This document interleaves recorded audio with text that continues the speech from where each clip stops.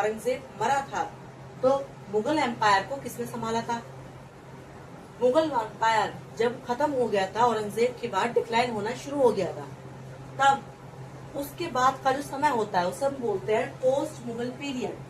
औरंगजेब के बाद का मुगल टाइम क्या कहलाता है? Post Mughal period. अब जब आपके औरंगजेब की डेथ हो जाती है, उसके जो बेटा था, सबसे बड़ा बेटा कौन था? बहादुर शाह। कौन था? बहादुर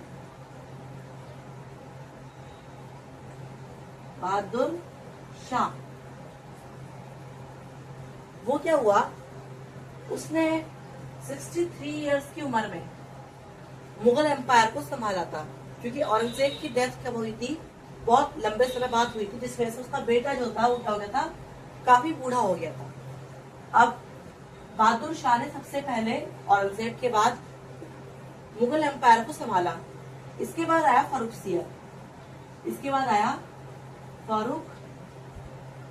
सियर।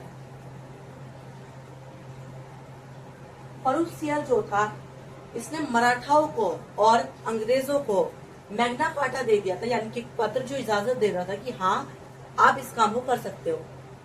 जो आपके अंग्रेज थे उन्होंने फारूक सियर से मैग्ना कार्टा लिया था व्यापार करने के लिए ईस्ट साइड पे। अब इसने दे दिया। अब यहाँ से आपके मुगल क्या हुए? आना शुरू हुए इंडिया में। उन्होंने क्या किया? बिजनेस करना चालू किया, व्यापार करना चालू किया बंदरगाह वगैरह से ईस्ट के। इसके बाद आया मोहम्मद शाह रंगीला। कौन आया? मोहम्मद शाह रंगीला। इसके बाद आलमगीर द्वितीय आया। फिर उसके बाद और भी बहुत सारे शासक आए जिन्होंने कोई बड़ा काम नहीं किया। इन सब के बाद सबसे लास्ट में आता है बहादुर शाह।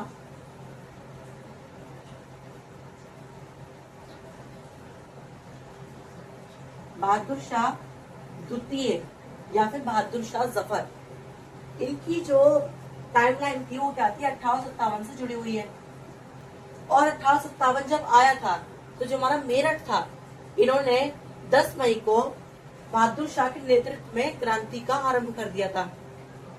1857 में भाग लेने के कारण अंग्रेजों ने क्या किया? इन्हें बंदी बना लिया और रंगून भेज दिया।